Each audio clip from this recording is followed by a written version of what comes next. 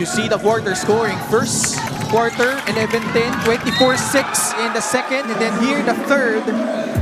Outscoring Abra by 1 are the Heatwaves. And then Vic Manuel scoring from the baseline. Ino, Geo Chiu, and Mike Ayon on the floor for the Weavers. Patino, jumper, good. And every time you've got a guy down on the low block in Mpbl Defonso that commands a lot of attention. Isang magandang ginawa ng Pangasinan here in the second half, Coach Mike, is they only had 6 assists in the first half. In the third quarter, they had 8. And yung unit na ito, That was just a quick release for Dave to the open hands of Patino. Ralph Robin inside, Maguliano getting it over Geo Chiu. And with the Heatwaves connecting in assists and making those shot attempts, it shows you, man, the camaraderie is back, and we know we're in a good spot despite being down by 12. De Gregorio again coming away with a steal. Just putting the clamps on DI. Melencio one-on-one against Dave. Melencio draws a foul against Ildefonso. And that's just, okay, na yung assist talagang nag-ramp up in the third quarter para dito sa Heatwaves at nagsisimula sa depensa. Baba na rin sa 10 ang lamang. Pull-up jumper by Ayon. No. Geo Chiu cleans it up. Nobody putting a body on him on that rebounding battle. That one's called an MBO, or a missed box out by the Heatwaves. Nobody checking on Geo Chiu.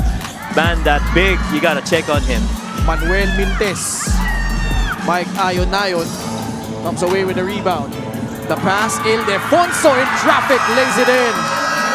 And Vic Manuel is asking for a sub. The guy is gassed. Mandon, if I recall correctly, and you had CJ Austria who was checking on Vic Manuel, which eventually he became the best player of that game. And Ralph Robin, he's been just really good in his own little contribution so far for Coach Gerson and the Heatwaves. Pinabuelo nila si Mike Ayon, Rickman, Mintes, Geo Chiu, another offensive rebound, and put back. I was gonna say that is again an open 3 attempt for the best 3-point shooting guard so far in the playoffs for the Weavers and Jason Brickman. Medyo na late yung depensa na yun ni Hesed, pero for the Weavers, thankfully, offensive rebound and put back by Geo Chiu. Saka naiwan din si JP Maguliano. He gambled on the steal. He makes up for it with a floater of his own. Ganda rin ang counter na ito. Kung gagamitin mo na screen and screen guy itong si JP Maguliano, naka-drop coverage yung kanyang mabantay. In that instance, happens to be Geo Chiu. It's a floater. Any which way you put it, that would be available for JP. Geo Chiu again. Count it, plus a foul. 6 points. All coming in this quarter for Geo Chiu.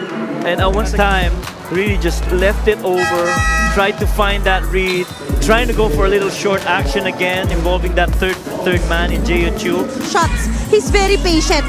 Jay also talked about how Ryan Batino and Mark Yee have been supportive in terms of teaching him the real Mpbl game. He said, I am very lucky. Our experienced bigs are not intimidating. I am learning a lot. Ken, Coach Mike. Maraming salamat, Mika. And it has showed here, Geo Chiu. He's like a sponge, Coach Mike, no? Na alam niya, ang dami pang kailangan ma-figure out in terms of him being a dominant big man here. And he could learn a thing or two from this guy, Ryan Batino, who gets the offensive rebound and puts it back in. Mark Yee as well, a former champion at the expense of Coach Gerson when he was with Basilan. Then went on and beat San Juan. Vic Manuel puts in the free from the right corner. Well, and Vic Manuel continues to find the range from the outside. He pretty much has made threes that, you know, settled down his voice and stopped a little bit yung rhythm para dito sa Weavers. But now on their end, you gotta get another stop if you're the Weavers. Bounce pass. Deflected. Ball will stay with Abra. I do love as you see this feed on that corner. Again, it was a long run for Batino only because hindi mangyayari yung tapik na yun. But only because he saw that ball was coming in on my side, he had to dig in. Geo Chiu flips it up. The tip from Dave Ildefonso. who now has 9. 66-50. Manuel, shot fake. Favorite move. Gets that one to trickle in. Well, that's one of the patented moves of Vic Manuel, leaving that ball on the left side of the floor, and then spinning right for that straight up floater. And it's been tough to stop that. Gregorio just all over Dave. Brickman against Ian Melencio. Jason Brickman drives, kicks it out. 3-pointer, good from Mike. Ayon. And that time they used a lot of clock, and they did very well offensively. Itong Weavers, they were very patient.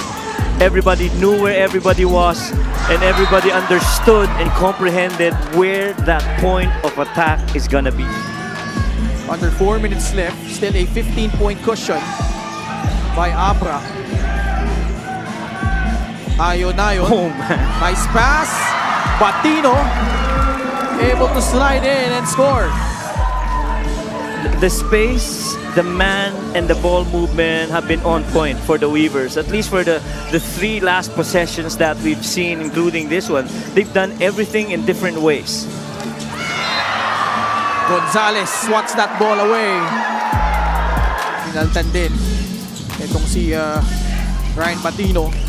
Maguliano, supalpal, inabot kay Raven Gonzalez. Third block in total for Raven Gonzalez. Approaching the 3-minute mark of the fourth. Turnaround jumper, Ildefonso, no good. Camacho with the offensive board. Abra will reset their offense. Under 3 minutes left. Mike. Flip shot is good from Simon Camacho. Big man being JP Maguliano. Lowest output by Pangasinan. 66 points this season. Ralph Robin scores. They now have 56. But time definitely not on their side, as Abra still ahead by 17. Well, if there's one thing that Coach Gerson definitely is gonna talk about as they plan for game number 2, he's still here in Abra, is that, hey guys, we played a good second half. If we did that in the first, this would be a closer game than as it was in the halftime. Isang pansin-pansin dito, Coach Mike, halos di na ginamit ni Coach Gerson. Sila Alin Bulanadi, Yes, ito Joey po. Napoles. As Taiwan lays it in. Well, even Hesed Gapo didn't get so many minutes relative to one. The importance of this game for Pangasinan, and only because guys like Mike, Ian, and as well as Ralph have done a stellar job of keeping in pace against the Weavers. Ildefonso continues his streak. What was the main difference here in enabling them to get this win here in game number 1? Well, I feel the Abra Weavers, yung simula na yon, might be a one-off. Maaring yan By San Juan, trailed by as many as 36 points. Yes.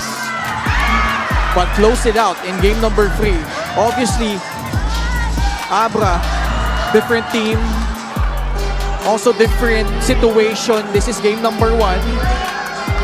And they're also gonna be playing in game number 2 here in Banguet. They will stay here. They will have to prepare for less than 48 hours. Yes. But make no mistake about it, the Abra Solid North Weavers gutting it out. Step back and kiss myself. Big time plays make big time plays. Woo!